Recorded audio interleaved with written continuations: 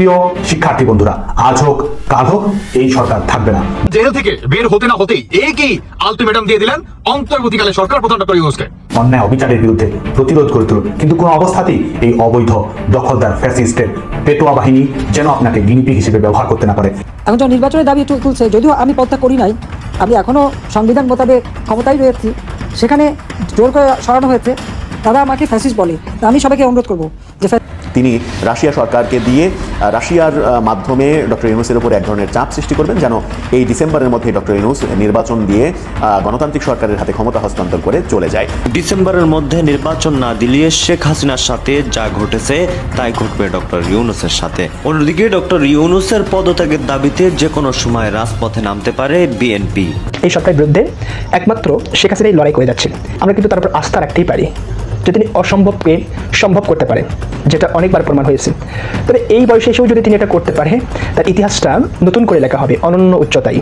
আসসালামু আলাইকুম দর্শক, আরও একটি নিউজ ভিডিওতে আপনাদের সবাইকে স্বাগতম। দর্শক, আজকের ভিডিওটি শুরুতে আপনাদেরকে কিছু ইম্পর্টেন্ট শিরোনাম দেখানো হয়েছে, কিছু ভিডিওর মূল কথা আপনাদেরকে শোনানো হয়েছে। দর্শক, বর্তমান বাংলাদেশের মধ্যে এমন একটা পরিস্থিতি চলে আসছে যে বাংলাদেশের অন্তর্বর্তীকালীন সরকার যেটাই করুক না কেন সেটার মধ্যেই ভুল খুঁজে পাচ্ছে বাংলাদেশের অন্য রাজনৈতিক দলের নেতারা।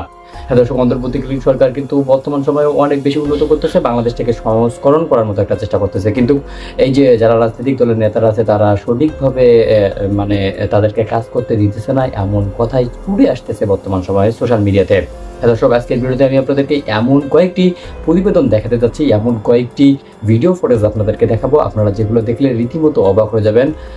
সো দর্শক, আমি আপনাদেরকে রিকোয়েস্ট করবো আপনারা কিন্তু ভিডিওটি না টেনে সম্পূর্ণ দেখার চেষ্টা করবেন, কারণ সম্পূর্ণ ভিডিওটি না দেখলে হয়তো আগাগোড়া কিছুই বুঝবেন না। তাই আমি আপনাদেরকে রিকোয়েস্ট করবো আপনারা ভিডিওটি না টেনে সম্পূর্ণ দেখার চেষ্টা করবেন।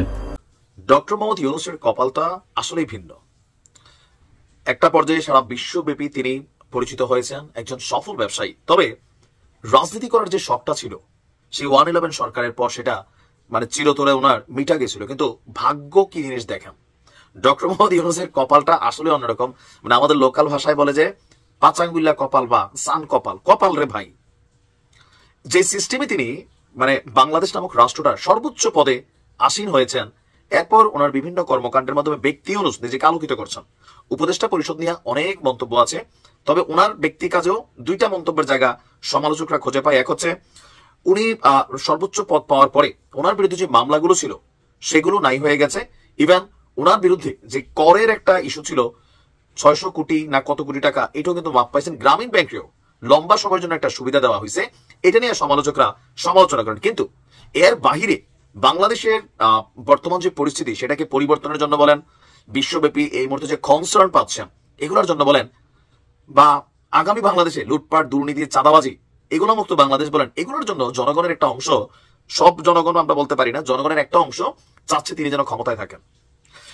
তো এখন গতকালকে আমি একটা নিউজ দিছিলাম যে মার্চ ফর ডক্টর ইউনূস, অনেকে এটা হালকা নিয়েছিলেন তাই না? এবার দেখেন নারায়ণগঞ্জে কি ঘটছে। নারায়ণগঞ্জ প্রেস ক্লাব চত্বরে সর্বস্তরের জনগণের অংশগ্রহণে এই কর্মসূচি পালন করে। পত্রিকাতে এই শব্দগুলো একটু কানেক্টেড রাখা দরকার। সর্বস্তরের জনগণ এখানে আসে নাই, যারা ডক্টর মোহাম্মদ ইউনূসকে ক্ষমতা চায় তারাই আসছে। আচ্ছা, রাজধানীর ধনিয়া কলেজের সাবেক শিক্ষার্থী আলিফ দেওয়ানের নেতৃত্বে এই মানববন্ধন তৈরি হয়, সেখানে অনেকেই বক্তব্য দিয়েছেন। তাদের বক্তব্য, ফ্যাসিস্ট শেখ হাসিনার সরকারের সময় কেউ কথা বলতে পারতো না, স্বাধীনভাবে চলতে পারতো না, এখন দেশের মানুষ স্বাধীনভাবে চলতে কথা বলতে পারছে। আগামী 2-3 বছর এই পরিস্থিতি চলমান থাকলে ভালো একটি পরিস্থিতির মধ্যে আমরা দেশে নির্বাচন করতে পারবো। একদল চাঁদাবাজি অপকর্ম করছে, আবার তারা নির্বাচন করছে। এই বক্তব্যটা সরাসরি বিএনপি কে টার্গেট করা তারা দিচ্ছে। সরকারের প্রতি তাদের দাবি, যারা মানববন্ধনে আসছে, যে তাদের দাবি, এনসিপির দাবি, বৈষম্য বিরোধীর দাবি, এগুলো এক দাবি, এগুলো এনসিপির বিভিন্ন শাখা প্রশাখা, এটা তো বোঝাই যায় যে বিচার হইতে হবে, তারপর হচ্ছে নিরাপত্তা নিশ্চিত করতে হবে, দলমত নির্বিশেষে ডক্টর ইউনূসকে চাই, এই শব্দটা ভুল। দলমত নির্বিশেষে চায় না, বিএনপি চায় তারেক রহমান ক্ষমতায় আসুক, জামাত চায় জামাতের আমির ক্ষমতায় আসুক, অন্যান্য দলগুলো চায় তাদের নেতারা ক্ষমতায় আসুক। ডক্টর ইউনূসকে যারা ভালোবাসেন বা এনসিপির যারা আছেন নেতা, বিভিন্ন সেক্টরের আমজনতা রূপে হোক, যেই রূপেই হোক, মানুষ বোঝে যে ওই সেক্টরে কানেক্টেড তারা। তো তাদের বক্তব্য যে আমরা দলমত নির্বিশেষে ওনাকে চাই এবং সংস্কার বাধ্যতামূলক, এটা করতে হবে, দেশ গোছাইতে হবে, 2-3 বছর তিনি ক্ষমতায় থাকুন, সংস্কার শেষে সুষ্ঠু নির্বাচনের মাধ্যমে ক্ষমতা হস্তান্তর করবে। আর বলছেন যে দেশ থেকে ওনার নেওয়ার কিছু নাই, একবার নিছে না তাও না। ওই যে প্রথমে বলছি বিএনপি কিন্তু এই জায়গাগুলোতে কাউন্টার করে যে নেওয়ার কিছু না থাকলে উনি নিজের করটা কেন মাফ করাইলেন, গ্রামীণ ব্যাংকের যে সুবিধাটা দিলেন 2029 পর্যন্ত এটা কেন দিলেন, ওনারও নেওয়ার কিছু না কিছু আছে। দেখেন আমরা সত্যিটা বলতে হবে। তো বলছে ও তার বিদেশে লবিং করার ক্ষমতা আছে, এটা সত্য। ওনার স্বজন হারানোর বেদনায় যেটা উনি বিক্রি করে খাবেন, এটা আওয়ামী লীগের প্রধান যিনি ছিলেন শেখ হাসিনা ইস্যুতে বলছেন। ওনার পরিবারের কোনো ব্যাকগ্রাউন্ড নাই, এটাও সত্য। তিনি নিজের যোগ্যতা এখানে এসেছেন, এটাও সত্য। কারণ কি ডক্টর মোহাম্মদ ইউনূস এই জায়গায় আসবেন কেউ ভাবে নাই। ওনার ব্যক্তি ক্যারিয়ারটা এতটা গ্লোরিফাই যে উনি আসার পর নিয়ে কেউ দ্বিমত করে নাই। ইউনূস সরকার প্রয়োজনীয় সংস্কার কাজ সম্পন্ন করতে পারলে একটা ভালো বাংলাদেশ গঠন করতে পারবো। সবাই একটা ভালো বাংলাদেশ চাই, যেখানে সান্দাবাজি, লুটপাট, দখলদারিত্ব, থানা পুলিশের চামচামি এগুলা বা প্রশাসনের চামচামি এগুলোর বাইরে কিন্তু আমরা একটা বাংলাদেশ আসলেই চাই। কিন্তু এটা এত সোজা না। এই যে এনসিপি যে টিমটা তৈরি হয়েছে, তারা কি থানা পুলিশ প্রশাসনকে প্রভাবিত করে না? তারাও করে না কে? এই দেশে এগুলা এত সোজা না।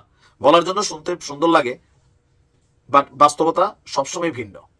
যাই হোক, কারা কারা মনে করেন ডক্টর মোহাম্মদ ইউনূসকে এরকম চাচ্ছেন, বা এরপর আমরা দেখলাম যে সারা বাংলাদেশ থেকে নারায়ণগঞ্জের মতন ইউনূস সমর্থকরা মার্চ ফর ডক্টর ইউনূস তারা পালন করতে যাচ্ছে। কি হয় জানি না, টেনশনে আছে বিএনপি। ভালো থাকুন। শেখ হাসিনা তার সাহস, দাম্ভিকতা, শক্তির জোরে তিনি পরিবর্তন করতে চায়, বাট আমরা কিন্তু তার উপর আস্থা রাখতেই পারি যে তিনি অসম্ভবকে সম্ভব করতে পারেন, যেটা অনেকবার প্রমাণ হয়েছে। তবে এই বয়সে এসেও যদি তিনি এটা করতে পারে, তার ইতিহাসটা নতুন করে লেখা হবে অনন্য উচ্চতায়, এবং তিনি সত্যিকার অর্থে এবার নোবেল পাওয়ার যোগ্যতা রাখবে যদি এই সরকারকে তিনি পরিবর্তন করতে পারে এবং ক্ষমতা যদি নিজের হাতে নিতে পারে। সত্যিকার অর্থেই তিনি এবার 100% নোবেল পেয়ে যাবে। একটা বিষয় আমি খেয়াল করছি, খুবই গভীরভাবে পর্যবেক্ষণ করেছি। সেই বিষয়টা হচ্ছে এই সরকারের বিরুদ্ধে কেবলমাত্র শেখ হাসিনা একাই লড়াই করে যাচ্ছেন।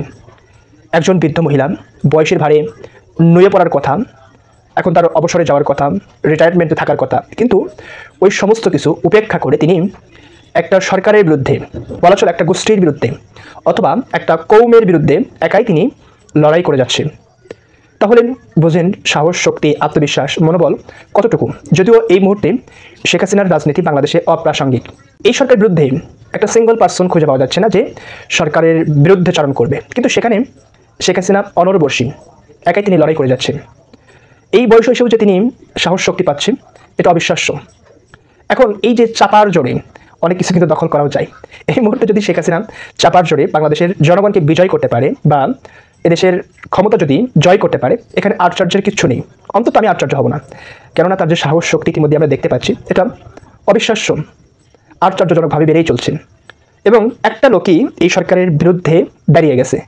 আমরা ঠিকভাবে কোনো লোককে দেখছি না যে তারা সরকারের বিরুদ্ধে দাঁড়িয়ে গেছে, যদিও এই সরকার নিয়ে অনেকেই অসন্তুষ্টি প্রকাশ করছেন, কিন্তু যেভাবে শেখ হাসিনা দাঁড়িয়ে গেছে এভাবে আর কাউকে আমরা খুঁজে পাচ্ছি না। এই সরকারের বিরুদ্ধে কেউ লড়াই করতেও প্রস্তুত নয়, কিন্তু কেবলমাত্র শেখ হাসিনা তার সাহস, দাম্ভিকতা, শক্তির জোরে তিনি পরিবর্তন করতে চায়। বাট আমরা কিন্তু তার উপর আস্থা রাখতেই পারি যে তিনি অসম্ভবকে সম্ভব করতে পারেন, যেটা অনেকবার প্রমাণ হয়েছে।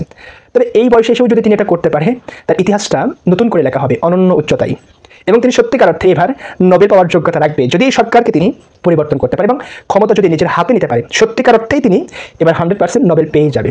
সুতরাং এটা আপনাকে মানতে হবে। তো সর্বশেষ যে কথাটা, সেটা হচ্ছে এই সরকারের বিরুদ্ধে একমাত্র শেখ হাসিনাই লড়াই করে যাচ্ছে, আর কেউ লড়াই করছে না, এবং সবাই ম্যাক্সিমাম এই সরকারের সমর্থনে আছে বা সাপোর্টিং পয়েন্টে আছে। যদিও দেশের মধ্যে আওয়ামী নেতাকর্মীদের ওপর এক ধরনের প্রহসন চলছে, এটা বাস্তব, এটা মানতে হবে। অন্তর্বর্তী সরকার যদি এই বিষয়টা একটু কম্প্রোমাইজ করে, একটু যদি সুনজরে দেখার চেষ্টা করে যে আওয়ামী লীগের উপর প্রহসন চলছে, এটা যদি বন্ধ করতে পারে, আমি মনে করবো যে সরকারটা সত্যিকার অর্থে টেকসই হবে এবং উন্নত হবে। একই সাথে একটা শক্তিশালী সরকারের রূপ নেবে, অর্থাৎ সরকার আরও জনপ্রিয়তার শীর্ষ কাতারে চলে যাবে। গতকাল 10 এপ্রিল ফ্রান্সে যে আওয়ামী লীগ আছে তাদের নিজেদের মধ্যে মারামারি হয়েছে, এবং কেন মারামারি হয়েছে এটার উপলক্ষ হচ্ছে পিনাকি ভট্টাচার্য। পিনাকি ভট্টাচার্য আপনারা অনেকেই চেনেন, তিনি জনপ্রিয় ইউটিউবার এবং তাকে এক পক্ষ খুবই পছন্দ করে, আর যারা আওয়ামী লীগ বা আওয়ামী লীগের সাথে রাজনীতি করেন তারা অনেকেই দেখতে পারেন না।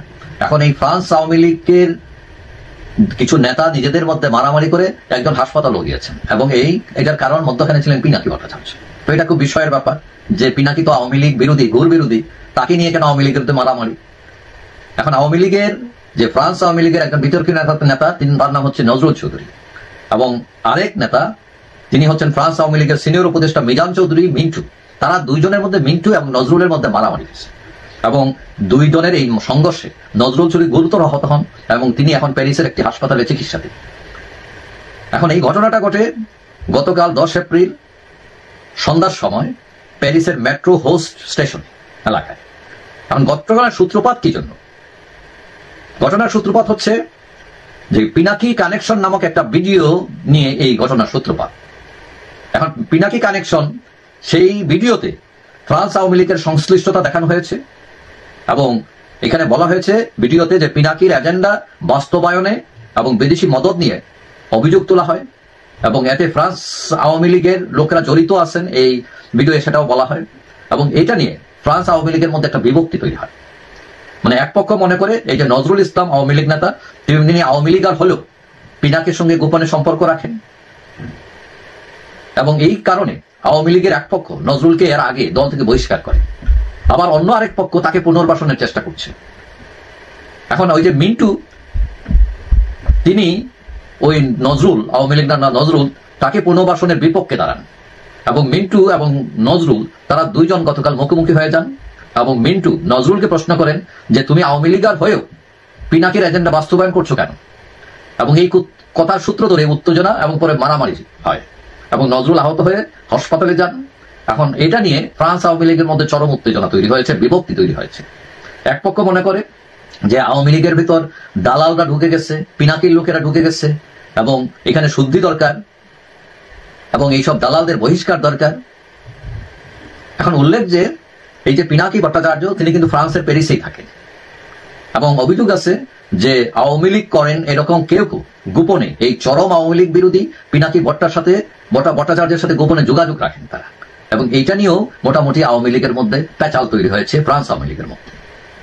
এখন পরিস্থিতি যেরকম যাচ্ছে তাতে বোঝা যাচ্ছে সেখানে হয়তো শেখ হাসিনার হস্তক্ষেপ দেখা দিতে লাগতে পারে, কারণ এই পিনাকি নিয়ে ফ্রান্স আওয়ামী লীগের মধ্যে বিভক্তি তৈরি হয়েছে এবং আগামীতে হয়তো আরো খারাপ হইতে পারে তাদের মধ্যে সম্পর্ক। সুতরাং কেউ কেউ মনে করেন সেখানে শেখ হাসিনা হস্তক্ষেপ না হলে পরিস্থিতি আরো খারাপ হতে পারে এবং এখানে তারা হয়তো একটা উদ্যোগ নিতে পারে যারা পিনাকের সাথে রিলেটেড আওয়ামী লীগ করেন অথচ তাদেরকে বাদ দেওয়ার। যাই হোক, এটা একটা খারাপ সংবাদ একই হিসাবে, কারণ সবাই আওয়ামী লীগ করেন কিন্তু এখানের মধ্যে আবার গন্ডগোল, আবার কেউ পিনাকির সাথে কেউ পিনাকি বাইরে। তো আসলে তো পিনাকি তো তাদের আইডল হতে পারে না, তারা রাজনীতি করেন আওয়ামী লীগের, তাদের আইডল হতে পারে বঙ্গবন্ধু শেখ মুজিবুর রহমান, শেখ হাসিনা, কিন্তু পিনাকি কেন আসবে এখানে? ভারতের প্রেসক্রিপশনে জেনারেল ওয়াকার নাকি রাশিয়াতে গেছেন এবং সেখানে তিনি রাশিয়া সরকারকে দিয়ে রাশিয়ার মাধ্যমে ডক্টর ইউনূসের উপর এক ধরনের চাপ সৃষ্টি করবেন যেন এই ডিসেম্বরের মধ্যে ডক্টর ইউনূস নির্বাচন দিয়ে গণতান্ত্রিক সরকারের হাতে ক্ষমতা হস্তান্তর করে চলে যায়। ডক্টর ইউনূসকে নিয়ে নানা রকমের আলোচনা চলছে, তাকে 5 বছর ক্ষমতায় রাখার আলোচনা চলছে। এরই মাঝে বেশ কয়েক ধাপ এগিয়ে সরকারের স্বরাষ্ট্র উপদেষ্টা তিনিই বলে ফেলেছেন জনগণ নাকি চাইছে ডক্টর ইউনূস আরও 5 বছর ক্ষমতায় থাকুক। রাশিয়াতে জেনারেল ওয়াকার যদি রাশিয়া সরকারকে দিয়ে ডক্টর ইউনূসকে চাপ প্রয়োগ করাতেই চান, যারা বলছেন যে জেনারেল ওয়াকার ভারতের প্রেসক্রিপশনে রাশিয়াতে গেছেন, ভারতের পরামর্শ মতোই রাশিয়াতে গেছেন রাশিয়া সরকারকে দিয়ে এই চাপ প্রয়োগ করার জন্য, যখন ইউনূস সরকার চীনের সঙ্গে সম্পর্ক তৈরি করছে তখন রাশিয়াকে দিয়ে এই চাপ প্রয়োগ করা। এদিকে আমেরিকা এবং ভারতের চাপ তো রয়েছে, রাশিয়ার চাপ যদি তৈরি হয় তাহলে এই যে 5 বছর থাকা 10 বছর থাকার যে আলোচনা, সেই আলোচনাগুলো আর ধোপে টিকবে না। ডক্টর ইউনূস সরকারের পক্ষে কথা বলা যে সকল মানুষজন জেনারেল ওয়াকারকে ভারতপন্থী কিংবা ভারতের প্রেসক্রিপশনে চলা মানুষ হিসেবে আখ্যা দিতে চাইছেন, তারা কি ভুলে গেছেন যে 5 আগস্টে শেখ হাসিনা সরকারের পতনের জন্য কি অসাধারণ ভূমিকা রেখেছিল সেনাবাহিনীর ভূমিকা ছাড়া শেখ হাসিনার পতন কি সম্ভব হতো এত সহজে? কোনোভাবেই সম্ভব হতো না, এটাই সত্য আলোচনা। সেনাবাহিনী ছাত্র জনতার যে সংগ্রাম, সেই সংগ্রামের অলিখিতভাবে এক ধরনের পক্ষ অবলম্বন করেছিল, আর পক্ষ অবলম্বন করেছিল বলেই শেখ হাসিনা সরকারের বিদায় হয়েছে। তার মানে হচ্ছে জুলাই আন্দোলনের সঙ্গে সেনাবাহিনীরও একটা ভূমিকা রয়েছে। সেই সেনাবাহিনীর প্রধানকে, যে সেনাবাহিনীর প্রধানের নেতৃত্বে এই ঘটনাটা ঘটেছে বলে অনেকে আলোচনা করার চেষ্টা করেন, সেই সেনাবাহিনী প্রধানকেই এখন শেখ হাসিনার পক্ষে এজেন্ডা বাস্তবায়নকারী হিসেবে বলা হচ্ছে। ভারতের প্রেসক্রিপশনে কাজ করার নানা রকমের তত্ত্ব দেওয়া হচ্ছে। আবার সেখানে বলা হচ্ছে যদি তাই না হয় তাহলে শেখ হাসিনা কেন এত কনফিডেন্টলি বলতে পারেন যে তিনি ফিরে আসবেনই, ফিরে এসে সবার বিচার করবেন, এরকম কনফিডেন্স তিনি কোথায় পান? এই আলোচনাও হচ্ছে যে চীনের সঙ্গে ডক্টর ইউনূসের যে আলোচনা, সেই আলোচনার পরিপ্রেক্ষিতে বাংলাদেশের লালমনিরহাটে বাংলাদেশ নতুন বিমান ঘাঁটি তৈরির পরিকল্পনা করছে। চীন এবং পাকিস্তানের প্রেসক্রিপশনে এরকম নানা গুঞ্জন চারিদিকে ছড়িয়ে পড়ছে এবং সেই গুঞ্জনের পরিপ্রেক্ষিতে ভারতের পররাষ্ট্র মন্ত্রণালয়ের মুখপাত্রকেও কথা বলতে আমরা শুনেছি যে ভারত সতর্ক রয়েছে। এরকম যখন আলোচনা চলছে তখন আমরা দেখছি যে চীনের সঙ্গে সম্পর্ক উন্নয়নের চেষ্টা করা ডক্টর ইউনূস সরকারের যখন নানা রকমের পজিটিভ আলোচনা চলছে এবং ভারতকে বিপাকে ফেলা, চীনের সঙ্গে নতুন সম্পর্ক তৈরি করা, এই আলোচনাগুলো যখন প্রাধান্য পাচ্ছে তখন দেখলাম আমরা যে চীন ভারতের দ্বারস্থ হচ্ছে। আমেরিকার যে অতিরিক্ত শুল্ক আরোপ, চীনা পণ্যের উপরে আমেরিকাতে আমদানির উপরে যে প্রায় 100% শুল্ক আরোপ করে ফেলেছে আমেরিকা, 94% শুল্ক আরোপ করেছে, সেই শুল্ক আরোপের ভাড়া থেকে বাঁচার জন্য ভারতের দ্বারস্থ হয়েছে চীন এবং ভারতের সঙ্গে সম্পর্ক পুনঃস্থাপনের চেষ্টা করছে, ভারতের সঙ্গে আগের মতো সম্পর্ক এবং ভারতের সঙ্গে চীনের সম্পর্ক তৈরি করা, আমেরিকাকে একটা জবাব দেওয়ার জন্যই এরকম আলোচনাও চলছে। এটা এখন প্রকাশ্য সত্য ব্যাপার যে চীন ভারতের দ্বারস্থ হয়েছে, ভারতের সঙ্গে সম্পর্ক উন্নয়নের চেষ্টা করছে। যদি তাই হয়, চীন যদি ভারতের সঙ্গে সম্পর্ক ভালো তৈরি করে ফেলে, তাহলে বাংলাদেশের চীনের সঙ্গে সম্পর্ক তৈরি করা ভারত এবং আমেরিকাকে মোকাবেলা করার জন্য সেটা কি আদৌ কোনো কাজে দেবে? আমার মনে হয় যে কোনোই কাজে দেবে না। তলে তলে শক্তিধর দেশগুলো তাদের ব্যবসা, তাদের লাভের জন্য সিদ্ধান্ত নেবে এবং সেই ক্ষেত্রে আমাদেরকে আসলে ওই জাঁতাকলে পিষ্টই হতে হবে। সব মিলিয়ে দর্শক, আপনার কি মনে হয় জেনারেল ওয়াকার যে রাশিয়া সফরে গেলেন, সেখানে কি সত্যিই তিনি ভারতের প্রেসক্রিপশনে গেলেন এবং রাশিয়া সরকারকে দিয়ে ডক্টর ইউনূসের উপর এক ধরনের চাপ প্রয়োগ করার চেষ্টা করলেন? সেনাপ্রধানকে যে শেখ হাসিনাপন্থী, এর আগে হাসনাত আবদুল্লাহর স্ট্যাটাসেও আমরা দেখেছি, যেটা নিয়ে মহাতুল কলাম হয়েছে যে শেখ হাসিনাকে পুনর্বাসনের চেষ্টা করছেন সেনাপ্রধান, এরকম অপবাদ দেওয়ার চেষ্টা করা হয়েছে। সত্যি কি শেখ হাসিনার পক্ষে সেনাপ্রধান কাজ করছেন, ভারতের তত্ত্বে সেনাপ্রধান কাজ করছেন, নাকি দেশ প্রেমিক সেনাবাহিনী এবং সেই দেশপ্রেমিক সেনাবাহিনীর প্রধান হিসেবে তিনি দেশের জন্য যেটা মঙ্গল সেটাই করবেন, সেটা যে সিদ্ধান্তই হোক মঙ্গলজনক সিদ্ধান্ততেই কাজ করবেন? দর্শক, আপনাদেরকে যে সমস্ত প্রতিবেদন দেখানো হলো, এই সমস্ত প্রতিবেদন দেখার পর আপনাদের মন্তব্য কি? আর বর্তমান বাংলাদেশের পরিস্থিতি, বাংলাদেশের রাজনৈতিক দল, আগামী নির্বাচন, বাংলাদেশের সংস্করণ, এই সব কিছু নিয়ে আপনাদের একটি মতামত করে যাবেন আমাদের ভিডিও কমেন্ট বক্সে, কারণ আপনাদের মন্তব্যগুলো আমাদের কাছে অনেক গুরুত্বপূর্ণ।